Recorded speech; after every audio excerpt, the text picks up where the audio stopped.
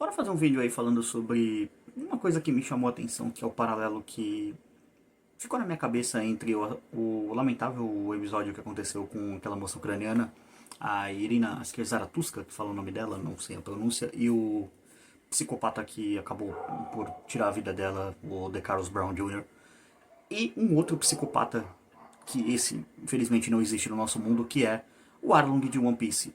E eles têm muito em comum, apesar de você olhar e falar, mas, Caio, o que tem a ver um personagem de um anime com um maluco com 14 passagens pela cadeia que simplesmente decidiu acabar com a vida de uma moça ucraniana por absolutamente nenhum motivo? Roda a vinheta que eu te explico.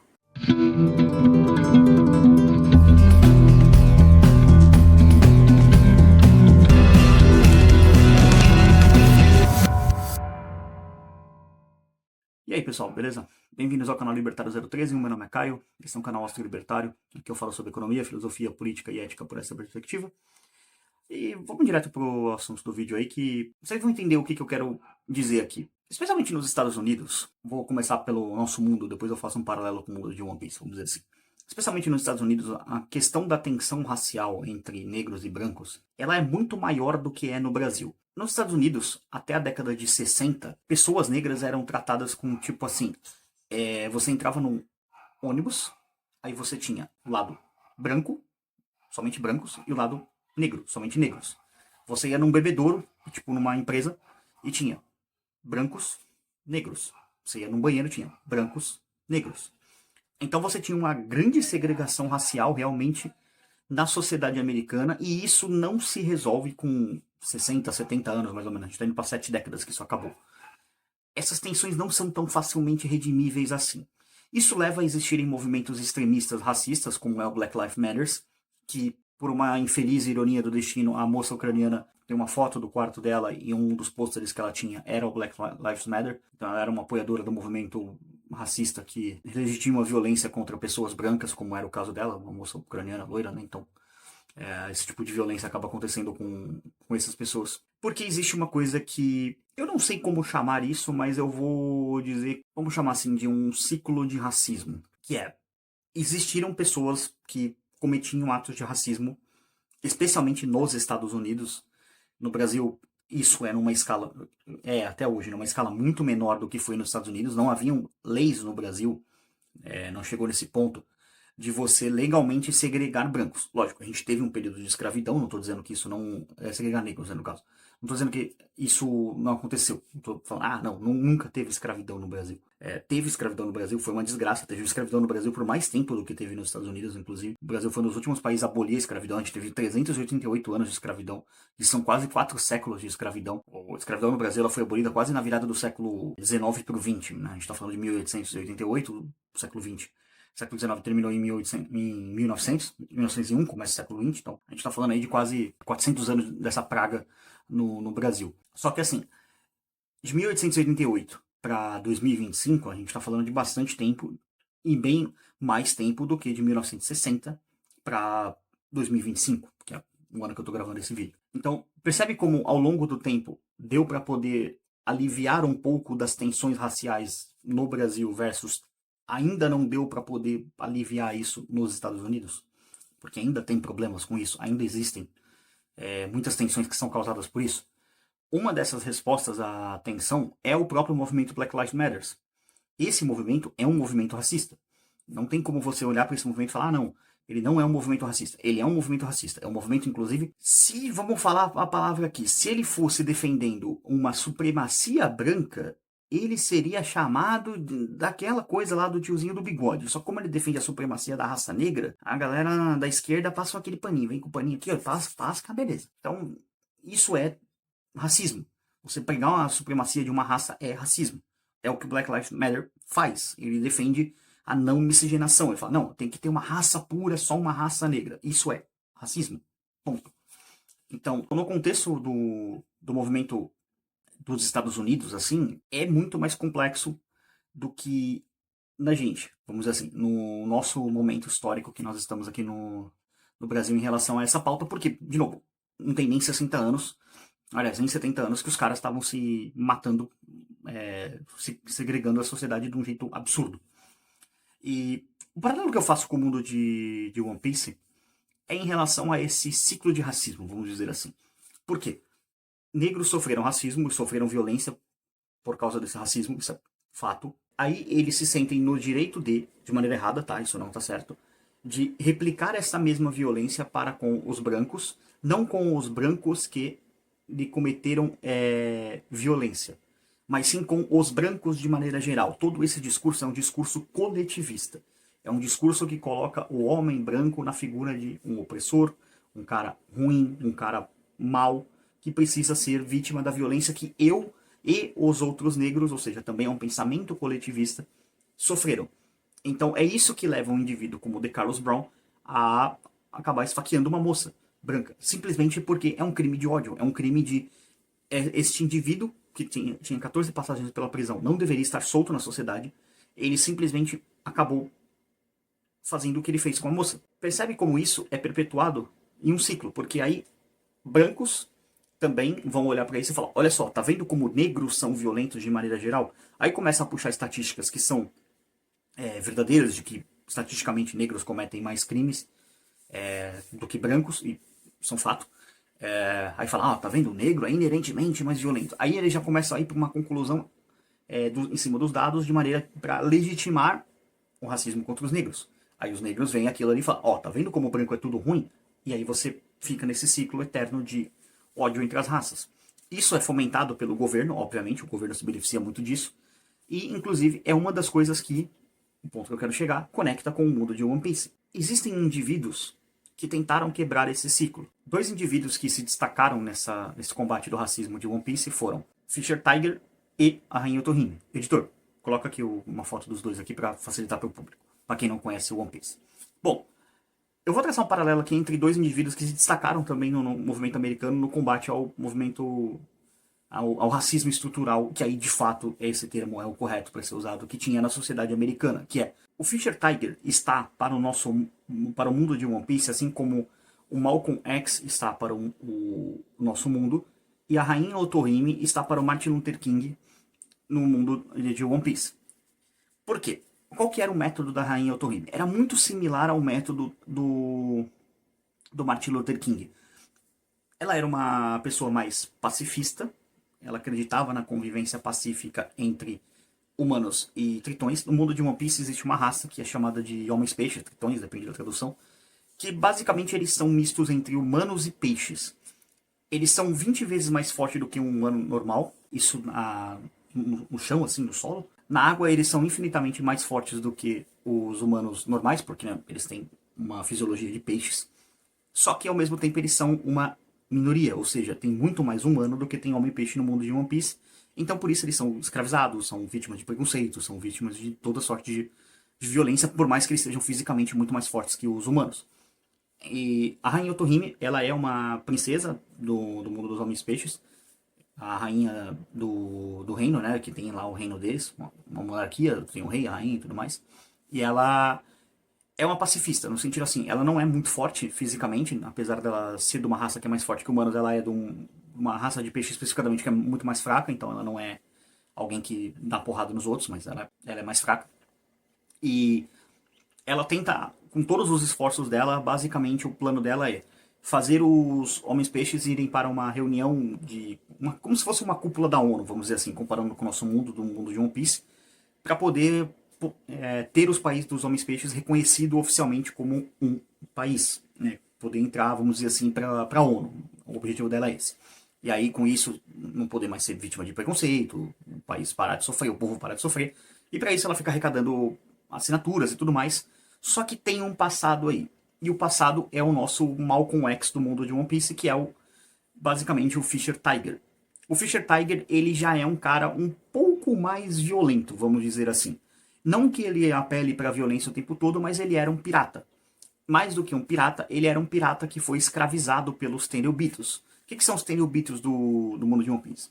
Eles são basicamente o que a gente chamaria dos globalistas no nosso mundo real. Aquela elite aristocrática socialista que fica com as manguinhas dele lá, os dedinhos dele, controlando tudo e a todos como se fossem uma espécie de mestre de bonecos dementes, basicamente. Eles são os caras que propagam isso porque eles têm uma questão de que eles adoram escravos homens-peixes, e principalmente escravas sereias. Então, os caras adoram comprar homens-peixes sereias, então eles precisam que homens-peixes sereias sejam escravizados para que eles possam comprar em leilões clandestinos. Que não são tão clandestinos assim, porque o governo meio que, tipo, ganha faz mirri deles. Enfim, o mundo de One Piece é um mundo extremamente corrupto e eu realmente recomendo, tá? Vocês, pra quem não assiste One Piece, assistam One Piece, porque vocês vão ver que tem muito paralelo com o nosso mundo e vocês vão ver que basicamente assim, One Piece é a obra mais libertária já escrita porque o vilão de One Piece é literalmente o Estado, o governo. É muito foda. Mas enfim, voltando pro paralelo que eu tô fazendo aqui. O Fischer Tiger, ele tem uma atuação mais revolucionária, vamos dizer assim, mais porrada, mais enfrentamento contra o governo, contra esse racismo. O que ele faz?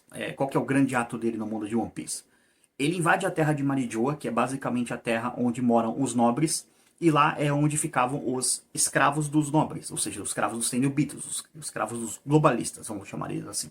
Para não usar o termo de One Piece para vocês entenderem melhor, porque eu tô falando com uma audiência não só que assiste One Piece, mas uma audiência mais ampla. Ele invade essa terra desses globalistas, basicamente ele senta porrada em todo mundo que tá ali, né, no sentido assim de resistência, contra o que ele queria fazer, e ele liberta todos os escravos. Ele não faz uma distinção de raça. Ele fala, não, eu vou libertar o meu povo, vou libertar os homens peixes oprimidos. Não, ele liberta todo mundo. Ele liberta humanos, ele liberta homens peixes, ele liberta gigantes, que também tem raça de gigantes no mundo de One Piece, enfim.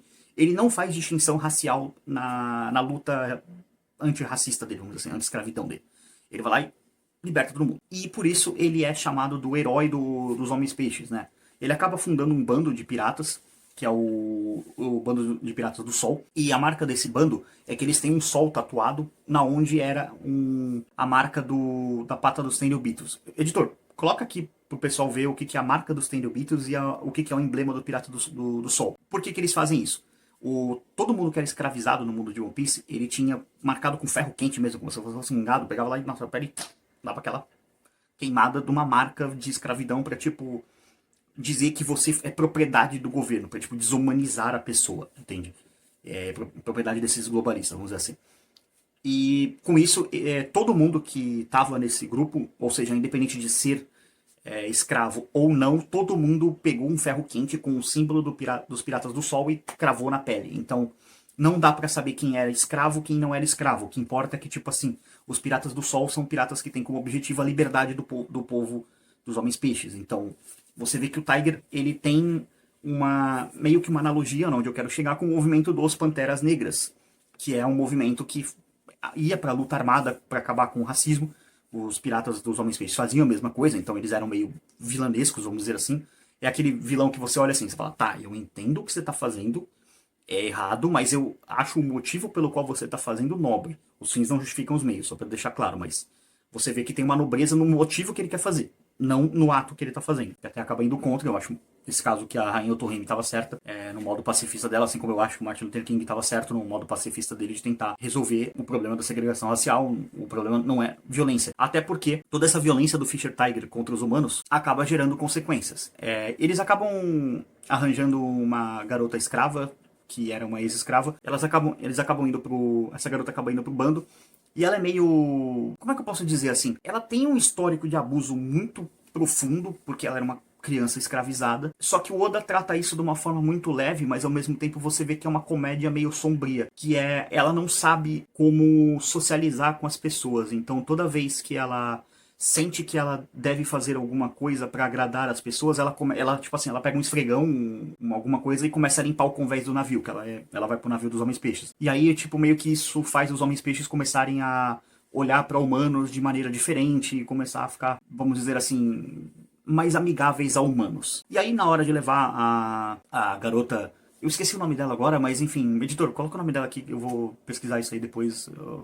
Eu realmente esqueci o nome dela, mas coloca o personagem aqui, é o nome da pessoa e vocês vão ver, mas eu realmente esqueci, desculpa, é que One Piece tem muito personagem, às vezes eu esqueço. E aí, essa garota, ela é entregue para os pais dela. Só que isso acaba sendo uma armadilha e, enfim, o Akainu e o... Acho que é o Akainu que tá envolvido? Enfim, agora eu também não lembro qual que é o vice-general da Marinha na época, mas também, de novo, vai ter a foto do personagem certo e uma errata aqui dizendo qual que é o personagem certo, que na edição serve pra isso. Enfim, aí tem todo um plot lá e basicamente assim como acontece com Martin Luther King, né, que foi morto, o Fischer Tiger também é morto, só que assim, ele poderia ter sido salvo porque ele foge num navio da marinha, e no navio da marinha tinha sangue humano, só que ele se recusa a receber sangue humano porque tem todo um preconceito entre humanos doarem sangue para homem-peixes, homem-peixes doarem sangue para humanos, inclusive na Ilha dos Homens-Peixes é legalmente proibido humanos doarem sangue para homens-peixes, embora, apesar de serem raças diferentes, eles têm os mesmos tipos sanguíneos, então eles não têm a diferença deles é fisiológica no sentido da aparência, mas de funcionamento de órgãos internos eles são iguais, tá? Com exceção, claro, dos homens peixes que respiram debaixo d'água, mas você entendeu? Tipo, o sangue que corre na veia deles é o mesmo sangue que corre na veia dos humanos. E aí o Fischer Tiger morre por causa disso. Ele recusa a receber sangue dos humanos, então ele acaba morrendo por causa disso. Nota como isso é um paralelo com o Martin Luther King também, né? Que, de certa forma, a Rainha Otohime também, que é mais um paralelo ainda, ela acaba, spoiler, também sendo morta por alegadamente um humano, mas na verdade não é todo um plot de um outro personagem, mas eu não vou entrar muito nessa questão porque não importa tanto os detalhes do plot. O que importa aqui é... Percebam como, de novo, esse ciclo de violência se expande. Você tem a morte do Fischer Tiger, que era um cara que fez o bem para os humanos, sendo morto por uns humanos, e isso inspira o terror de um cara que depois vai perpetuar de novo esse racismo contra os humanos, chamado Arlong. O Arlong é um cara que ele é o vilão de um dos primeiros arcos de One Piece. Esse arco que eu contei um pouco da história aqui, ele é mais lá pra frente, mais ou menos pro capítulo 600 do anime. Esse já é lá pro começo do arco, do capítulo 50, mais ou menos, 30 por aí. Não lembro agora exatamente quando é o arco da Nami. Mas se você vê a série da Netflix de One Piece, é adaptada essa parte, tá? Tem uma parte dos Homens-Peixes, inclusive o vilão final, spoiler, é o Arlong. O Arlong é um cara que ele herdou, vamos dizer assim, as ideias de supremacia racial dos Homens-Peixes. Então ele é um cara que ele vai repercutir, vamos assim, reverberar, essa é a palavra, o que ele sofreu, o sofrimento que ele teve nos humanos. Então o que ele faz, ele começa a querer dominar ilhas com os humanos. Ele vai na ilha da Nami e basicamente ele cria um governo novo, que é tipo assim, ele chega no local, ameaça todo mundo de violência, mata uma galera, fala, ó, é 100 mil por cabeça agora, não, 100 mil beris, que é a moeda do mundo de One Piece. 100 mil para humanos, 50 mil para humanos crianças. Quem não pagar, morre. Basicamente. Então, no mundo de One Piece, o Arlong é uma perfeita analogia do que é um governo. É uma gangue de psicopatas violentos que chega no local e fala, ó, ou me paga, ou eu te mato. E realmente mata alguém. O personagem em questão que é morta é a Belemere, que é a mãe de criação da Nami, que é uma dos personagens do bando. Editor, coloca uma foto da Belemere e da Nami aqui pra galera pegar a referência. Então ela acaba sendo morta porque basicamente ela tá protegendo as crianças, que ela era uma moça pobre, né? Ela tinha pouco dinheiro, então ela só tinha 100 mil, e esse pagamento é mensal, é um bom dinheiro no mundo de One Piece, pra vocês terem uma noção. Paga 100 mil todo mês, só que mais 50 de cada criança. Ela tinha duas, né? A Nami e a Nojiko, e aí ela tinha que pagar 200 mil, ela só tinha 100, e ela pagou para as filhas dela, e aí ela simplesmente... Arlong pipoca ela na frente das crianças, que é uma cena brutal. E aí, pra piorar a situação, ele ainda sequestra a Nami e força a Nami a trabalhar pra ele, porque a Nami é ridiculamente talentosa com desenho de mapas. Então você vê que o Arlong ele faz essa violência racial se perpetuar no mundo de One Piece através dele, basicamente. E aí, isso acaba gerando consequências no futuro, que é um cara como o Rhodey Jones. Foto dele aqui. O que é o Rhodey Jones? O Rhodey Jones, lembra aquele plot que eu falei lá atrás do que acontece com a moça, a Otohime, que acaba sendo morta supostamente por um humano? Então, basicamente o Rhodey Jones, ele arma todo um plano para poder botar a culpa num humano, só que na verdade quem matou a princesa foi ele, porque ele não tolerava o discurso pacifista da princesa de tentar juntar humanos com homens-peixes. Então ele era um cara que ele era extremamente racista, ele era um supremacista, ele era um defensor da supremacia da raça dos homens-peixes. Então ele era alguém ainda mais extremista do que o Arlong. Porque o Arlong, pelo menos assim, não tô passando um pano pro vilão, mas eu tentando entender a motivação dele. O Arlong viu humanos matarem o cara que ele idolatrava, que era o Fischer Tiger. Lembra lá que eu expliquei a história dele? E aí ele ficou traumatizado com isso e ele decidiu replicar, por causa do trauma que ele tem, essa violência que ele viu o mentor dele sofrer nos humanos. Já o Rhodey Jones, ele é um produto desse ciclo de ódio, desse ciclo de racismo, que ele simplesmente não tem nenhum motivo para odiar humanos. Esse cara odeia humanos porque ele odeia humanos, ele não tem um motivo para isso. Da mesma forma que existem brancos que odeiam negros porque absolutamente nenhum motivo, não teve um negro que fez mal pra ele, também existem negros que odeiam brancos porque nenhum motivo, simplesmente nunca nenhum branco fez mal pra ele. Só que essa propaganda de ficar sendo exposta brancos são ruins, homens humanos são ruins, homens peixes são melhores, e do outro lado também, isso gera um ciclo de violência, tanto no mundo de One Piece quanto no nosso mundo. Então, o De Carlos Brown, o assassino da Irina, ele é basicamente um produto dessa desgraça que é o racismo, dessa praga que é o racismo. Eu não tô passando pano pra ele assim, dizendo que, não, ele não tem que ser condenado pelo ato dele. Pelo contrário, pelo que eu vi, ele já teve sentença de morte decretada e pra mim tá belo e moral. Esse cara tem que ir embora mesmo do nosso mundo e encontrar o capeta, porque isso aí já tá fazendo hora essa na Terra. Só que você percebe como é parecido, entende? Você tem um cara no mundo de One Piece que é um produto desse ódio, desse racismo, e no nosso mundo um cara também que é produto disso. De novo, eu não tô passando pano pros atos dele, mas tô dizendo que assim, eu entendo porque ele acaba fazendo aquilo, eu entendo porque ele foi levado àquilo, porque movimentos extremistas como Black Lives Matter levam as pessoas a fazer isso, movimentos extremistas como o Antifa levam pessoas a pegar um rifle e atirar num pai de família que simplesmente estava lá para tipo, gente, vamos conversar como seres humanos, tentar chegar num acordo, chegar num consenso, ter um debate civilizado, como foi o caso do Charlie Kirk, que acabou, enfim, acontecendo o que aconteceu com ele. Então, entendem como existe um paralelo entre as coisas? Eu sei que lá no começo do vídeo você deve ter pensado, peraí, como é que esse cara vai relacionar uma coisa do mundo real com o mundo fictício? E eis aqui, depois de 22 minutos e pouco aí, quase 23 agora, eu explicando essa questão, pelo menos no vídeo bruto, não sei quanto vai ficar na edição, mas enfim, isso aí depois a gente vê. Então, eu espero que você tenha gostado desse vídeo, tenha entendido os paralelos.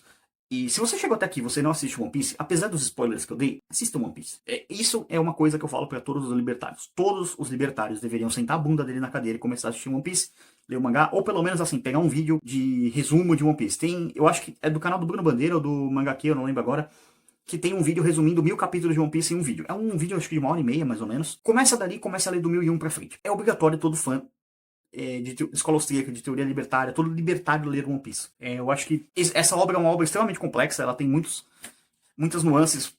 Olha eu aqui basicamente fazendo um vídeo de mais de 20 minutos explicando um aspecto da história do mundo deles, como reverbera com o nosso mundo. E também, para quem viu a live, eu vou deixar o link dela aqui na descrição, eu falei sobre como Nepal e o mundo de One Piece tem coisas em comum em relação ao que aconteceu, de que o vilão sempre é o governo, e no mundo de One Piece a história tá indo para um lado que o vilão é o governo, mas na verdade se você for um libertário e você começar a ler One Piece, você já vai ver que na verdade não é que a história tá indo para esse lado, é que tá ficando mais explícito, porque o vilão sempre foi o governo no mundo de One Piece. Então é uma coisa a se pensar para todo libertário. Vão ler One Piece, é uma obra muito profunda, muito complexa, e tem mais coisas nesse arco, eu não vou entrar em mais detalhes, mas enfim, vocês acompanhem lá. E que a família da moça ucraniana encontre paz, né? A Irina, infelizmente, foi morta por um psicopata por absolutamente nenhum motivo, além de um puro crime de ódio. É muito louco que ela fugiu da guerra, né?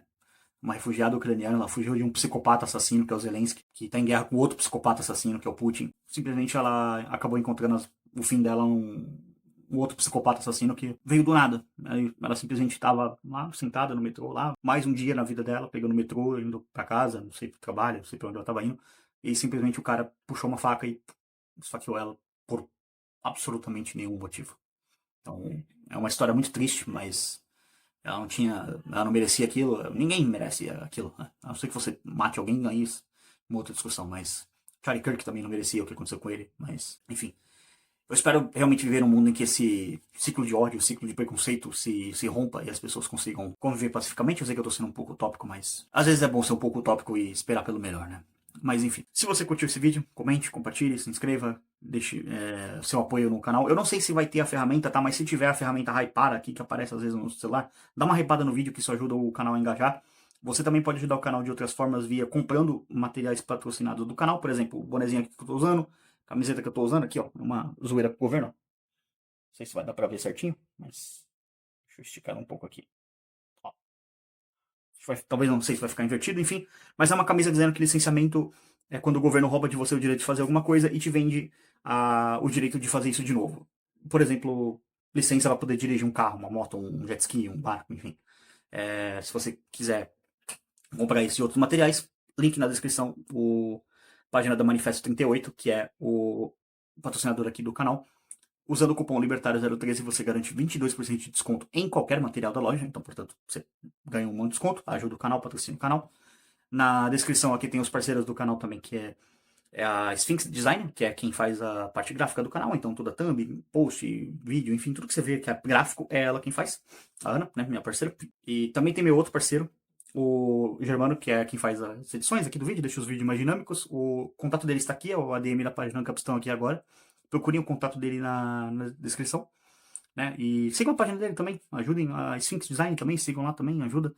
Vamos seguir os parceiros. Me sigam nas redes sociais, os links estão aqui na descrição, então você fica sabendo de vídeos, lives e tudo mais que eu vou postando. Tô voltando aos poucos aí, né? Enfim, vamos retomar o ritmo de gravações aí novamente. Enfim, por esse vídeo é isso. Tchau, tchau.